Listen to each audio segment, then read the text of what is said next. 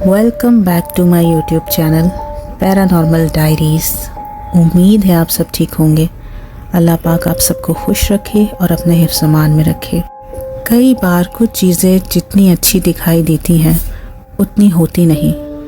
कभी कभी जो चीज़ें आपको नई ज़िंदगी का एक नया मुकाम लगती हैं वो सिर्फ़ एक बुरी तकदीर होती है जो आपके इंतज़ार में होती है। ये कहानी है हैदर और उनकी फैमिली की, तो सुनते हैं उनकी कहानी उनकी ही ज़ुबानी। मेरा नाम हैदर है। मैं एक आम आदमी हूँ जो अपनी बीवी ज़ोया और छोटी बेटी अनाया के साथ एक बेहतर ज़िंदगी जीना चाहता था। जब मुझे कराची के शोर से दूर डिफेंस में एक बड़े और पुराने बंगलो के सस्ते होने का पता चला तो मुझे लगा कि ये एक मौका है जो मुझे हाथ से जाने नहीं देना चाहिए। मुझे नहीं पता था कि कुछ घर सिर्फ रहने के लिए नहीं बल्कि बंद होने के लिए ही होते हैं। कराची डिफेंस के इलाके में ये बड़ा बंगलो था जो एक अजीब सी खामोशी में डूबा हुआ था। जब हम पहली बार घर देखने गए तो अंदर घुसते ही एक अजीब सी बदबू महसूस हुई। घर बड़ा था, खूबसूरत था, लेकिन अजीब था। लंबे हॉल रूम्स, बड़े कमरे, एक खूबसूरत गार्डन और एक बंद स्टोर रूम। ज़ोया ने एक अजीब बात की, हैदर यहाँ हवा नहीं चल रही, फिर भी मुझे एक अजीब सी ठंड महसूस हो रही है। मैंने कहा बस नया घर है। मुझे नहीं पता था कि ये सिर्फ ठंडक नहीं, ये किसी की मौजूदगी थी। उस रात हम सब सो रहे थे लेकिन अनाया की चीख ने हमें एकदम जगा दिया। मम्मा, बाबा, वो अंकल मुझे देख रहे हैं। मैं और ज़ोया दौड़कर उसके कमरे में गए।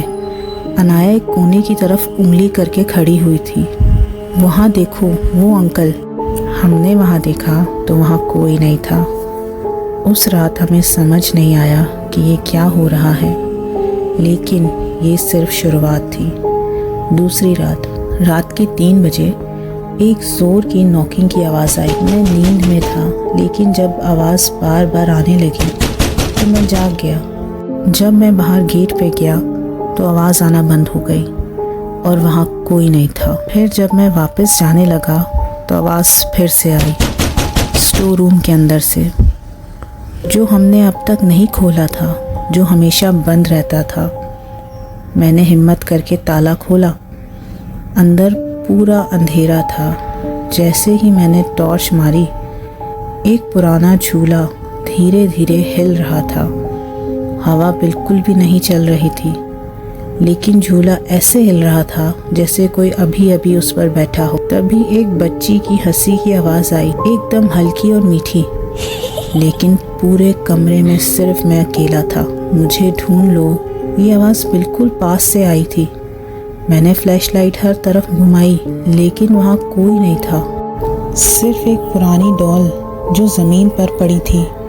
जैसे ही मैंने उसे हाथ लगाया, डॉल की आंखें अचानक खुद ब खुद खुल गईं। मैंने उसे फ़ौरन वापस ज़मीन पर फेंक दिया।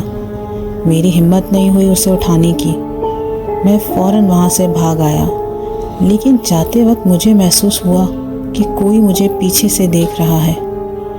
फिर तीसरी रात, ज़ोया और मैं रात में सो रहे थे जब मुझे महसूस हुआ कि कमरे में कोई और भी है।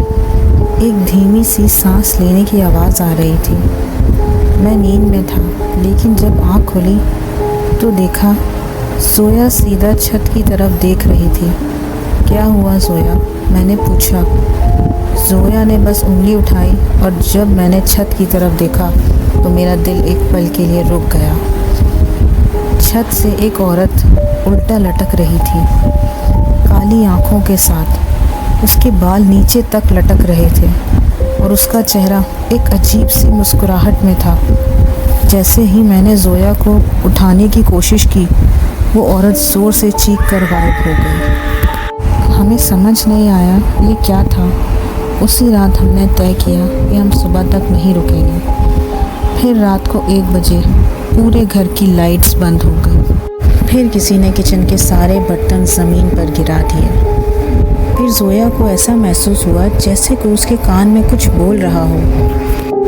और सबसे खौफनाक वक्त तब आया जब अनाया बेड से उठ गई और बिना किसी आवाज़ के हॉल रूम की तरफ चलने लगी। मैंने उसे रोका, अनाया बेटा कहाँ जा रही हो? उसने सीधा मेरी तरफ देखा। उसकी आंखें एकदम काली थीं और उसके मुंह से एक औरत की आवाज़ आई, तुम जा नहीं सकते, ये घर तुम्हारा नहीं मेरा है। बस उसी वक्त मैंने अनाया को उठाया, सोया को पकड़ा और बिना कुछ सोचे समझे घर से भाग गया। आज भी रात को जब आँख खुलती है तो महसूस होता है जैसे कोई मुझे देख रहा हो। अगर आप कभी भी कोई घर लेने जाएं तो सिर्फ उसकी खूबसूरती ना देखें, उसका माजी भी जान लें।